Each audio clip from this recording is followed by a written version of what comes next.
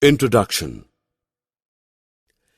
Ravi, have you done today's maths homework? Yes, I have gathered some information about the different sports liked by the students of our class. Okay, but how will you interpret which is the favorite sport among the students? It's easy. I have arranged the data in tabular form. Now by looking at the data, I can say basketball is liked by the highest number of students. Children, you see, collecting data is a very important task. We can arrange data in different forms and get some useful information out of it. So, in this lesson, we shall learn about data handling. Objectives. At the end of this lesson, you'll be able to recall the importance of collection and organization of data, calculate arithmetic mean, mode, and median of any given set of data, determine range of a set of data. Well, anybody knows why there is a need of collecting data?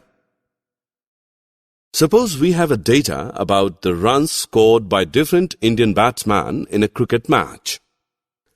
By looking at the data, can you interpret which Indian batsman had the highest runs during the year? No. Therefore, to find that, we need to collect data regarding the highest runs scored by each batsman during the year. So children, unless and until you don't collect the appropriate data, you cannot know the desired information. We collect data to record and organize it. But why do we need to do that? Look at the following data. A class teacher of class 7th listed the weight of 10 students in this way. Is this data easy to understand? Now look at this data. You can easily know which student has highest maximum weight and which has least. So when we put data in a proper table, it becomes easy to understand and interpret. We can put many kinds of data in tabular form.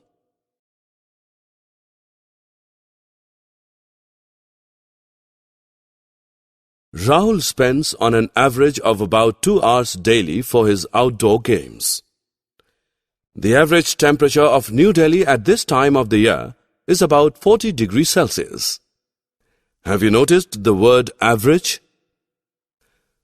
By average, we understand that Rahul usually plays for 2 hours.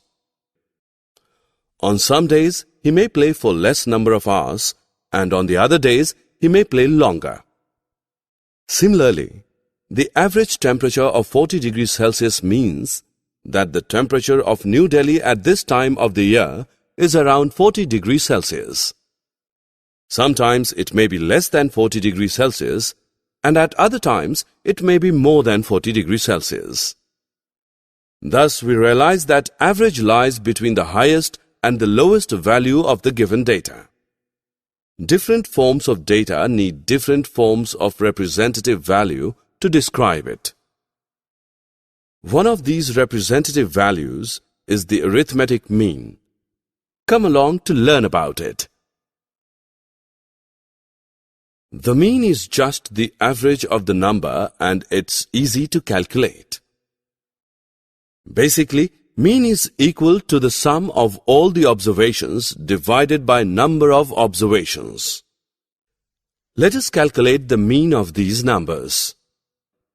Add up the numbers first. The sum of these numbers is 60. There are total 5 numbers. So the mean is equal to 60 divided by 5, which equals 12. Therefore, the mean of the above numbers is 12. Rohit is an intelligent and very studious boy in the class. He gave his maths test 7 times to improve his marks. The data shown here is displaying the marks scored by Rohit. Can you calculate the mean test marks of Rohit? Let us first add up the marks, and the sum is 300. We know he gave maths test 7 times. So the mean marks of Rohit are equal to 300 divided by 7, which is equal to 42.86.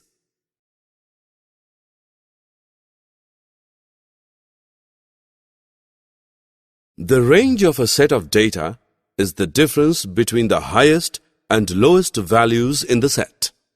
To find the range, first order the data from least to greatest. Then subtract the smallest value from the largest value in the set. So children, now you can also find the range of any set of data. 5 participants completed their swimming race. Can we calculate the range of swimming time from this data? Yes, it's simple. First, order the data from least to greatest.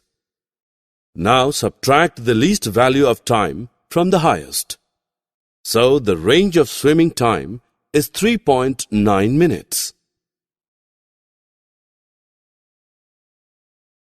The mode is simply the number which appears most often. See this example. We have few numbers here. How can we find out the mode? To find the mode, we need to first put the numbers in order, then count how many of each number. Now, see which numbers appear most often.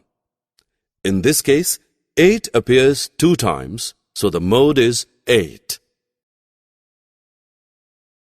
Look at this data.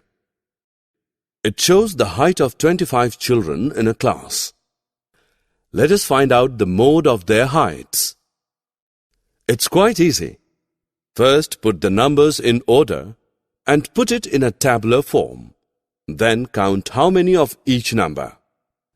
See, 163 appears 9 times, so the mode of the children's height is 163. Median is the value which lies in the middle of a group of numbers that have been arranged in order by size. Let us find the median of these numbers. Firstly, we need to put these numbers either in ascending order or descending order. You can see the middle number is 12. It has 3 numbers to its right and 3 numbers to its left, so the median is 12. The Goenka family has 5 children, aged 9, 12, 5, 18 and 15. What is the age of the middle child? First of all, we should order the children's ages from least to greatest. Definitely, the age of the middle child is the middlemost number in the data set, which is 12. Likewise, you can find out the median of various data. Summary. Let us summarize what we have learned. The collection, recording, and presentation of data help us in organizing our experiences and drawing inferences from them. Arithmetic mean is equal to the sum of all the observations divided by number of observations. The range of a set of data is the difference between the highest and lowest values in the set. The mode is simply the number which appears most often. Median is the value which lies in the middle of a group of numbers that have been arranged in order by size.